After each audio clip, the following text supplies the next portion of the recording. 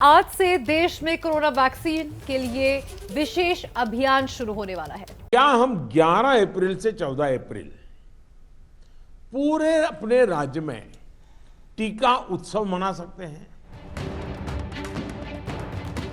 2020 में लॉकडाउन से कोरोना पर नकेल कसी तो इस बार सरकार वैक्सीन से कोरोना के खात्मे में जुटी है। ऐसे वक्त में जब देश में रोजाना कोरोना के लाखों केस सामने आ रहे हैं, देश आज से 14 अप्रैल तक टीका उत्सव मनाएगा। अधिकतम योग्य लाभार्थियों के टीकाकरण का लक्ष्य रखा गया है। अभी देश में 45 साल से ज्यादा उम्र के लोगों को टीका लग रहा है। टीका उत्सव के दौरान लक्षित आयु वर्ग के अधिक से अधिक लोग कोविड टीकाकरण कराएं। पीएम ने 8 अप्रैल को मुख्यमंत्रियों के साथ बैठक में टीका उत्सव की अपील की थी। यूपी, बिहार समेत कई राज्य सरकारें टीका उत्सव को सफल बनाने में जुटी हैं। भारत टीका उत्सव से पहले ही वैक्सीनेशन में दुनिया के मुकाबले काफी आगे है। भारत ने 85 दिनों में 10 करोड़ टीके लगाए हैं। अमेरिका को 10 करोड़ वैक्सीनेशन करने में 89 दिन लगे, जबकि चीन को 10 करोड़ टीके लगाने में 102 दिन लगे। अगर टीका उत्सव सफल होता है तो वैक्सीनेशन में न सिर्फ भारत का डंका बजेगा, बल्कि कोरोना को काबू करने की रफ्तार भी तेज हो जाएगी।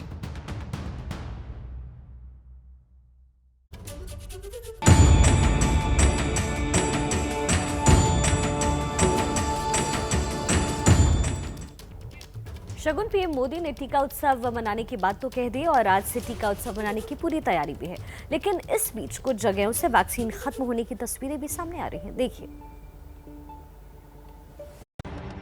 अलवर राजस्थान, आगरा उत्तर प्रदेश, हाजीपुर बिहार, देश के 3 अलग अलग राज्य, 3 अलग अलग शहर, लेकिन तस्वीर एक जैसी। इन सेंटरों पर लोग जब कोरोना की वैक्सीन लगवाने पहुंचे तो उन्हें बताया गया कि फिलहाल टीकाकरण का काम रुक गया है, क्योंकि वैक्सीन का स्टॉक खत्म हो गया है। अब राजस्थान सरकार सवाल पूछ रही है कि जब वैक्सीन ही नहीं है तो टीका उत्सव कैसे मनाएं? प्रधानमंत्री जी कह रहे हैं कि टीका उत्सव मनाइए 11 से लेके और 14 तक। टीका उत्सव कैसे मनाएं? वैक्सीन तो है नहीं।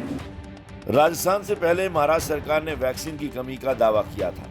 हालांकि केंद्र सरकार ने साफ किया है कि देश में वैक्सीन की कोई कमी नहीं है और सभी राज्यों को सप्लाई जारी है। वैक्सीन कम पड़ रही है, ठीक बात नहीं है।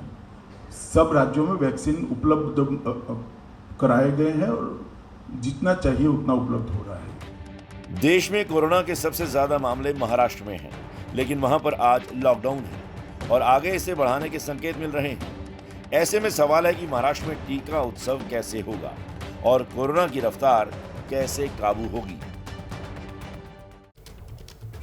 अगली खबर का रुख करते हैं। कोरोना महामारी को थामने के लिए सरकार ने वर्क प्लेस में वैक्सीनेशन को अब मंजूरी दे दी है।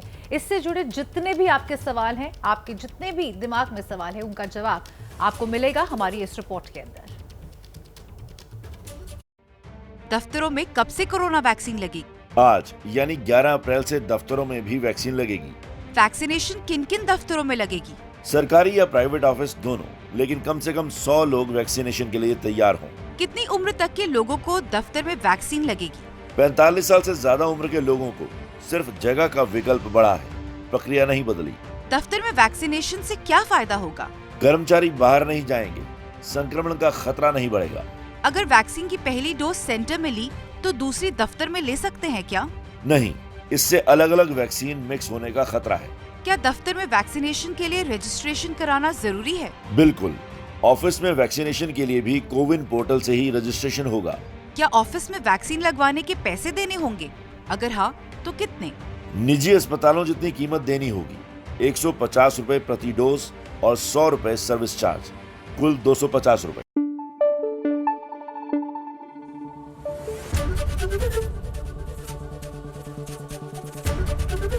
एबीपी न्यूज आपको रखे आगे।